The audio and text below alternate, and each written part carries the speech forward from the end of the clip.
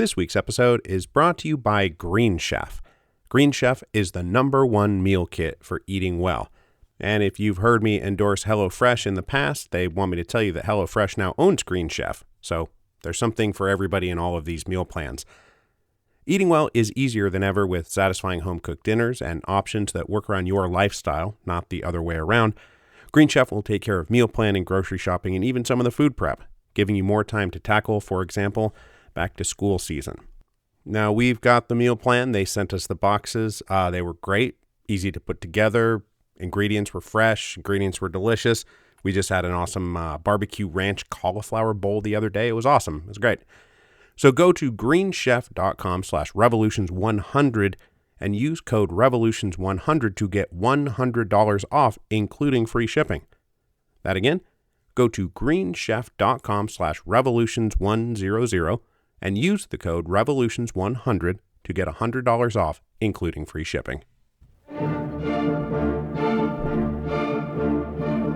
Hello, and welcome to Revolutions.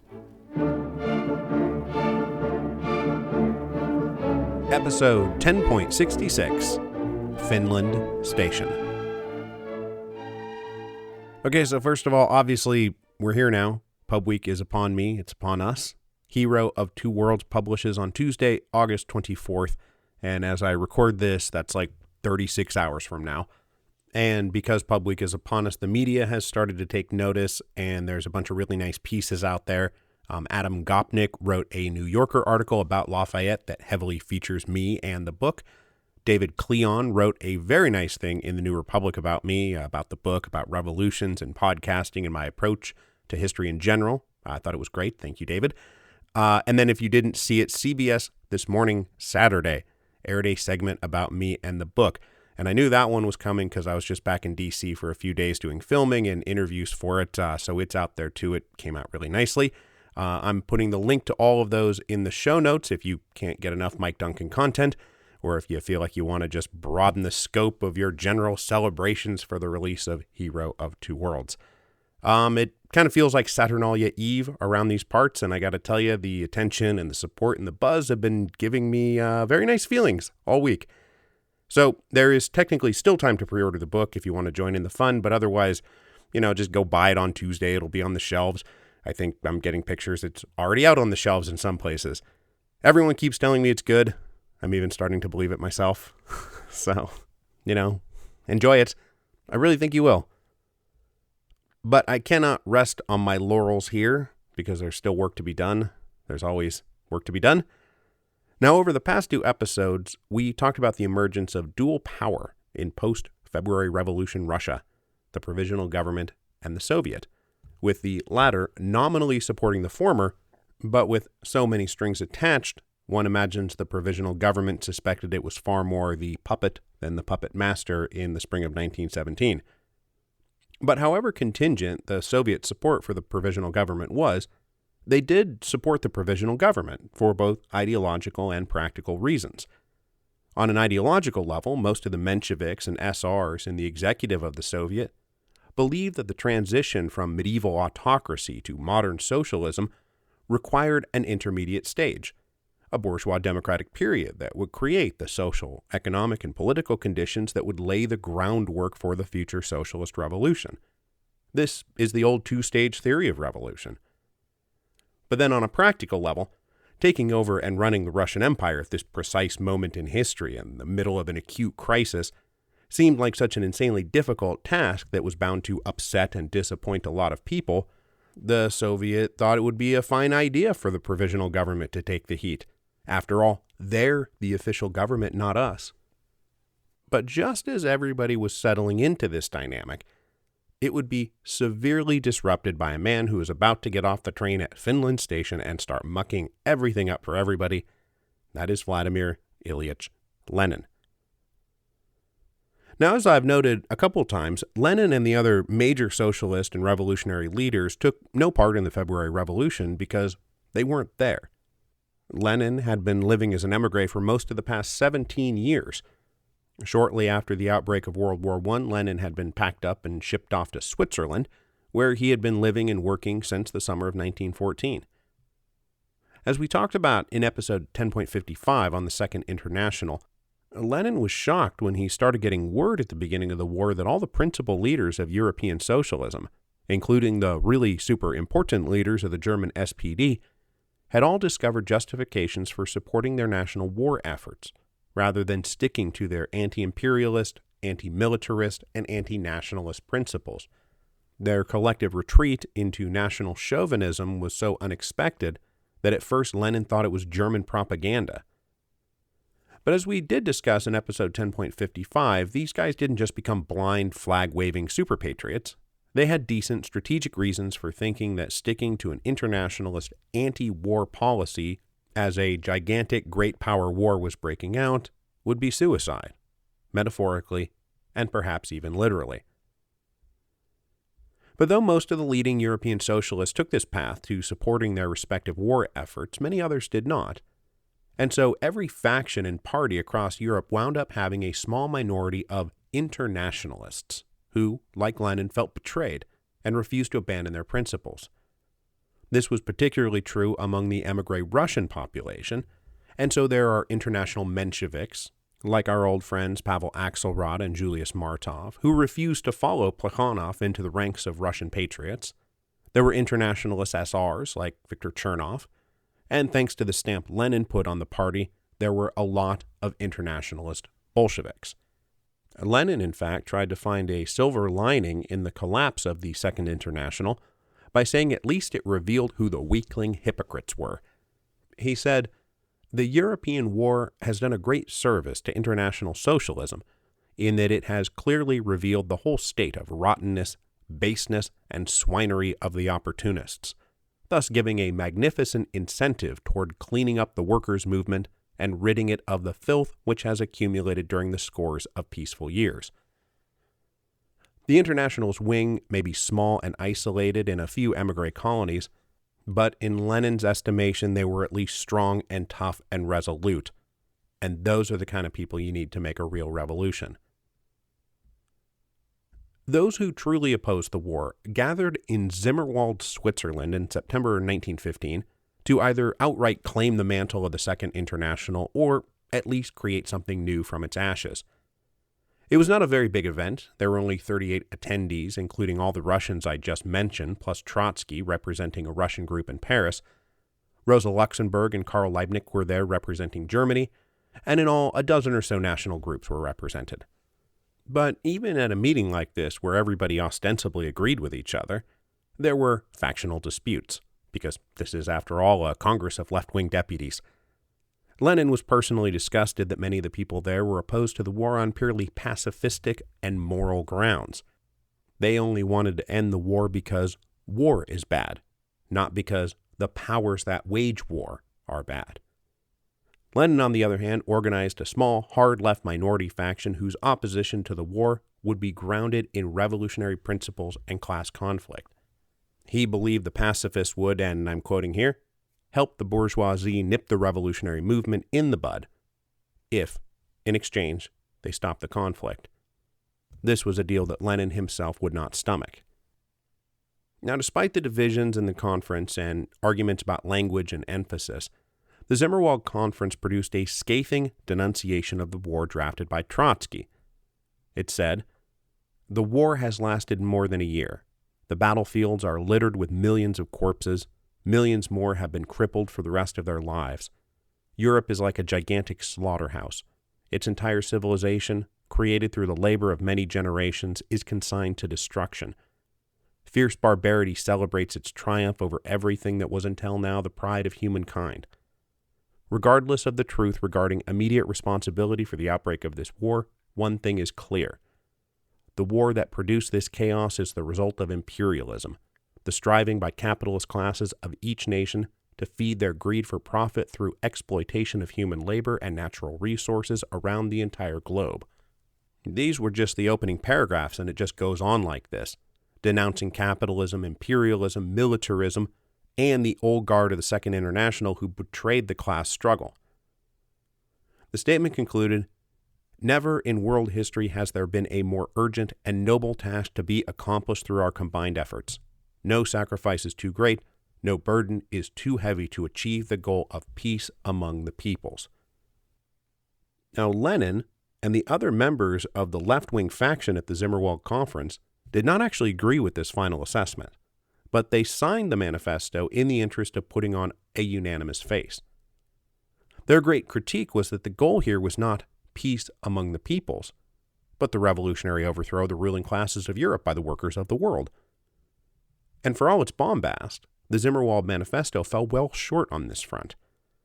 So Lenin emerged as the leader of what is going to be known as the Zimmerwald left, anti-war socialists who were focused on responding to the crisis of the war by helping trigger a revolution, not responding to the crisis of war merely by trying to end the war.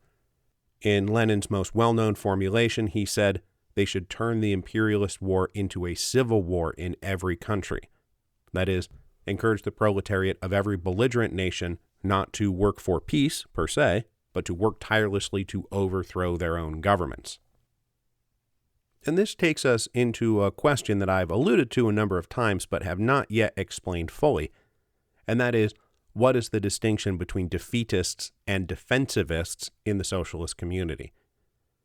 Now, most socialists in Europe and most socialists in Russia were defensivists. They believed that on a moral level, an emotional level, a practical level, and a strategic level, it was good to help your country win the war, or at the very least, help your country not lose the war. This is how you get all those socialist leaders pledging to ban strikes and promising to keep war industries rolling and not do anything to inhibit the conscription of soldiers. The alternative to this was to be a defeatist, someone who believed it would be better for their own country to be defeated, because it would bring about the collapse of their existing state, create a chaotic vacuum that would be perfect for a revolutionary uprising. Now, there were not many defeatists out there. You gotta be pretty ideologically committed to actively hope your country loses a war the size and scope of World War I, which after all is not some peripheral imperial conflict you're debating in the abstract, but a gigantic industrial war happening right in your own backyard. Lenin is for sure the most prominent socialist leader during World War I to be tagged with the defeatist label, and the Bolsheviks became the party in Russia most associated with that tendency. But as with all things Lenin, he tended to have very flexible and nuanced beliefs that he kept well hidden behind blunt and exaggerated bombast. So during the war years, he, for example, said to a fellow Bolshevik, "Tsarism is 100 times worse than Kaiserism," apparently indicating that he would much prefer a German victory to the perpetuation of the Tsarist regime. And then he said at another point, "From the point of view of the working class of the toiling masses of Russia, the lesser evil would be the defeat of the Tsarist monarchy and its army." But what we need to understand here is that Lenin is making these remarks inside a very tiny world of squabbling émigré socialists. He's not like writing up public proclamations and sending them back to Russia saying, "I hope we lose the war." But mostly the point he's trying to make here is not strictly about whether it would be good or bad for the revolution if Russia lost the war, but rather whether it would be good to give up the revolution just to keep Russia from losing the war. Now, this is a very subtle distinction, but in his mind, it was very clear. Defensivists who were willing to give up revolution and prioritize military victory had it wrong. Just as on the other side, anti-war pacifists who prioritize peace over the revolution also had it wrong. And the reason they had it wrong is because they weren't prioritizing the revolution. So would Lenin rather see Russia lose the war than see Russian socialists or the Russian proletariat miss opportunities to overthrow the regime? In that sense, I think the answer is yes, absolutely he would. That was the thing that was driving him crazy. When the war started, everybody agreed to set aside the revolution and focus on winning the war. The entire essence of our work, he said, must be to turn the national war into a civil war. When this will happen is not clear. We have to let the moment ripen, force it to ripen.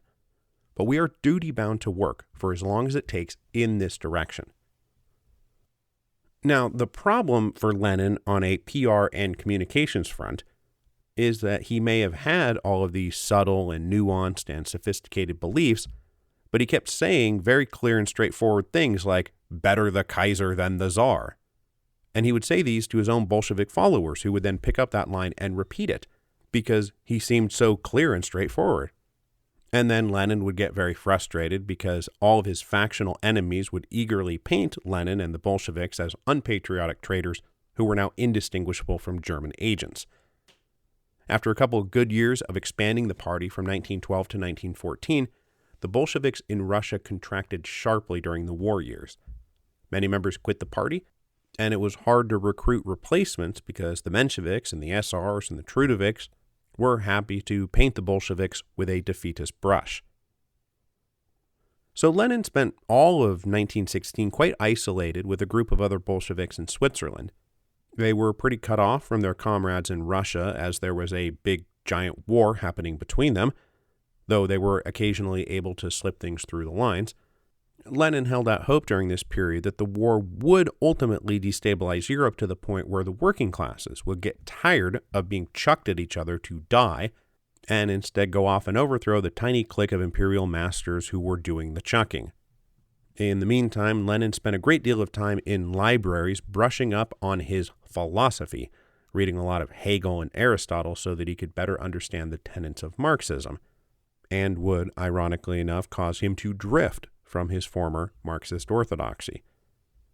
While he was doing this reading, he also commenced work on what was to become one of his most famous works, Imperialism, the Highest Form of Capitalism, wherein Lenin outlined a theory that capitalism had moved beyond the progressive stage that prevailed in Karl Marx's time to something higher, something different. Business and banking interests were coalescing into huge monopolies and outgrowing their domestic markets. That's what drove them into a colonialist feeding frenzy.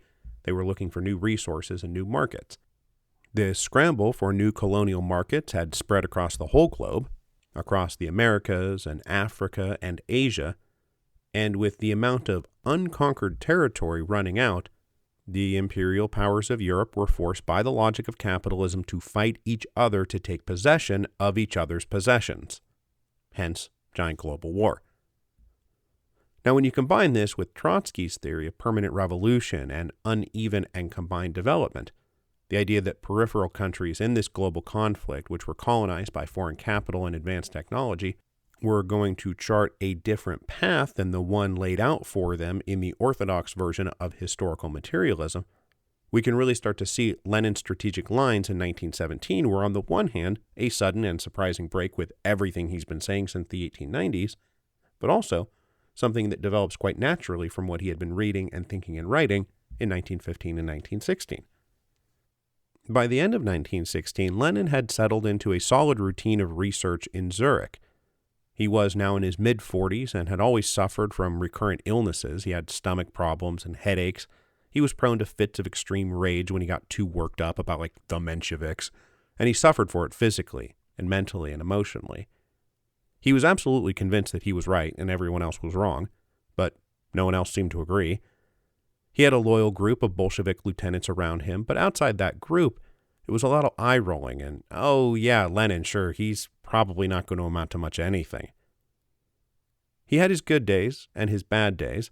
He constantly switched between the boundless optimism of a lifelong revolutionary and the dispirited pessimism of a lifelong revolutionary. In January 1917, Lenin gave a speech to a group of Swiss students, and I quoted from this speech just a little bit a few episodes back when I wanted to establish the honest truth that all Russian socialists everywhere were taken by surprise by the February Revolution. But what Lenin said in full was, the coming years, precisely because of this predatory war, will lead to popular risings by the working class, and these upheavals will lead to the victory of socialism. We of the older generation may not live to see the decisive battles of this coming revolution, but I can express the confident hope that the youth, which is working so splendidly in the socialist movement, will be fortunate enough not only to fight, but to win this revolution. Then, in another conversation, Lenin told a young Romanian that it was true the revolution probably wasn't right around the corner, but it would come, and I'm quoting here, perhaps in 2, perhaps in 5, at the latest 10 years. So when Lenin says he doesn't expect the revolution anytime soon or doesn't expect to see the revolution in his lifetime, he's not talking about it taking place in some far-flung future. He does believe it's coming. just not like in the next few weeks.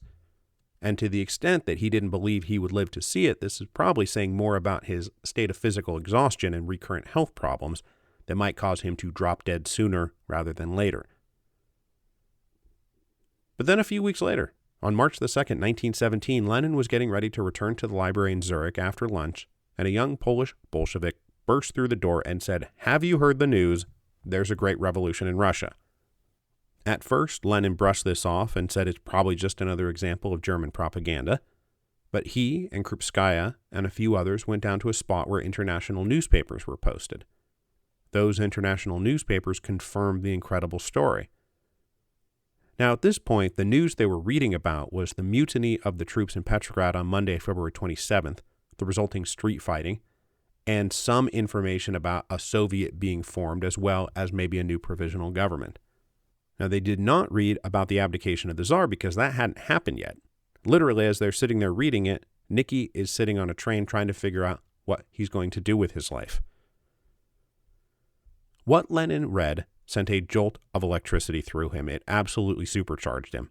He became manic with energy. He may not have expected this, nor been able to predict how it would shake out, but he was able to instantly apprehend the possibilities.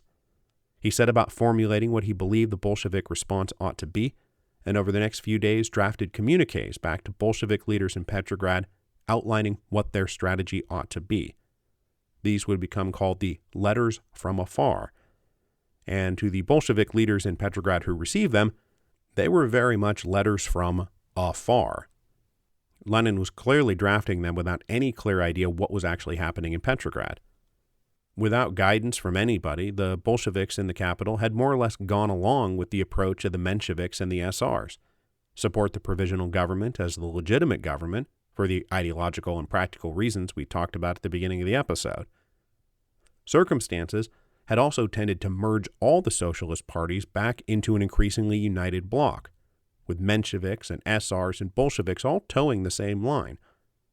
Certainly the more rank-and-file party members, who weren't burdened by decades of mutual hurt feelings and lingering personal grudges, saw no reason why Bolsheviks and Mensheviks could not take this opportunity to reunite, to become a single party again and go forth and march into the revolutionary struggle together. But in Lenin's letters from afar, he was telling the Bolsheviks in Petrograd they must not form any alliances with any other parties and they must not support the provisional government. Now, these letters are going to become the basis for the April theses that we'll talk about more next week, and which form the basis of Lenin's latest stubbornly held minority position, where he insists that he and the Bolsheviks are right and everyone else is wrong. More than anything, though, Lenin was now dying to get back to Russia, and he was not alone in that. A meeting of all the émigré Russian socialists was convened, Bolsheviks and Mensheviks and SRs, and they all kicked around plans for how to get home. Lenin said, "We must go at all costs, even if we go through hell." Martov suggested figuring out a way to negotiate passage with the Germans, maybe arranging some kind of prisoner exchange deal. Other people talked about taking ships through England, maybe taking an airplane. They were debating which country offered the best opportunity of forging passports.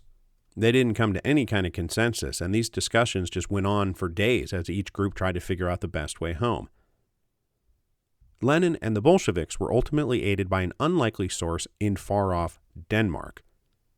This was Alexander Parvis, who we last saw letting Trotsky crash on his couch for 6 months while they developed the foundations of what became the theory of permanent revolution. Now, Parvis had long since abandoned the ideals of revolutionary socialism in favor of the profits to be made from being an international adventurer dealing in arms and information, but he was still very well connected, and with news of events in Russia reaching the West, he approached the German ambassador in Denmark with a suggestion.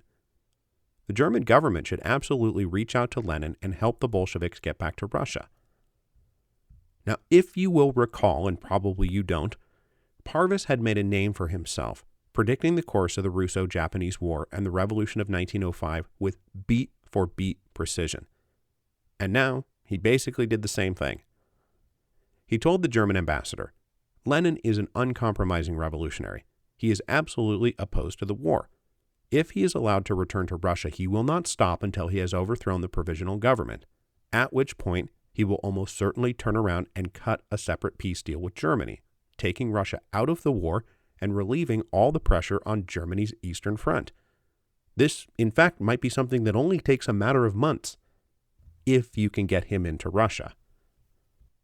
The German ambassador took this idea up the chain of command, and with that high command well aware the war was going badly for them, and knowing that the United States was about to enter the war on the side of the Allies, they believed something drastic needed to be done in order to salvage victory. And the most logical place to find that something drastic was by exacerbating the chaos unfolding in Russia. The Tsar was abdicating the throne. An untested provisional government was claiming power. There was chaos in the streets. The army was in open mutiny. This was absolutely something that could and should be exploited by the Germans, and they knew it. So, this was not a low-level scheme. This was Foreign Minister Zimmermann, General Ludendorff, and ultimately Kaiser Wilhelm approving a plan to send a batch of uncompromising hardcore revolutionaries who absolutely wanted to overthrow the Russian provisional government into Russia. These Russian socialists were to be put on a sealed car in Switzerland and transported in secret through the German Empire. Then they would go up through Sweden, cross over into Finland, and then head back into Petrograd, where, hopefully, they would disembark and bring the whole Russian Empire crashing down. So the German ambassador in Switzerland then opened negotiations with Lenin and about 30 other Bolsheviks.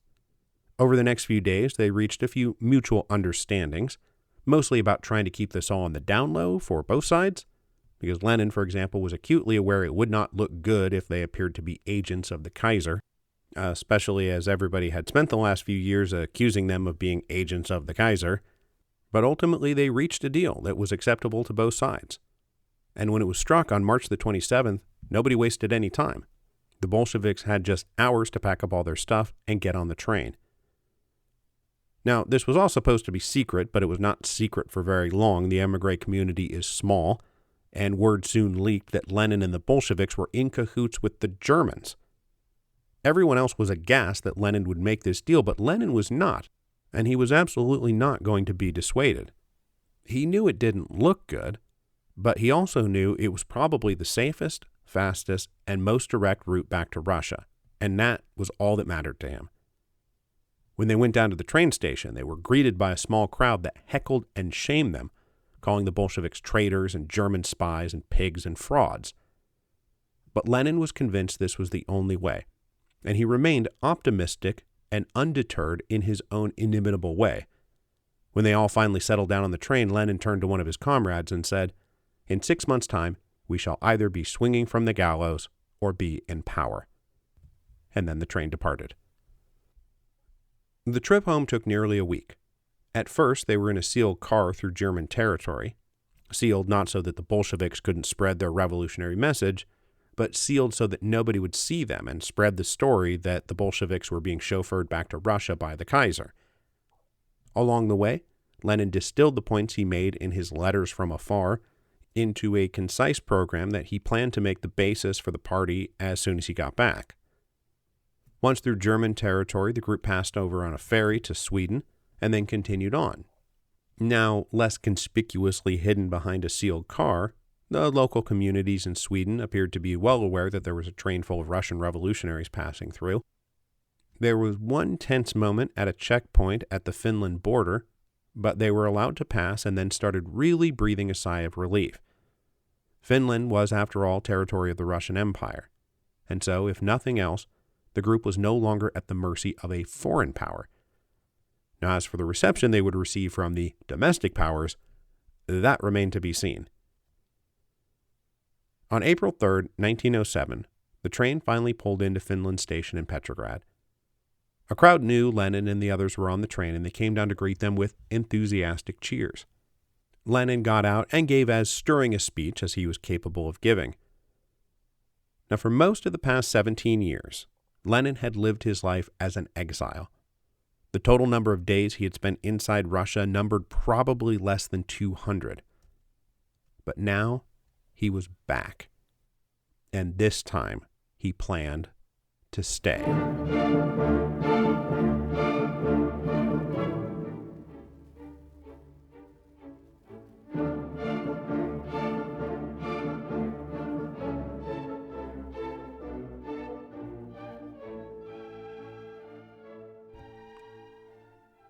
Hero of Two Worlds is out now. Please go buy it. Thank you.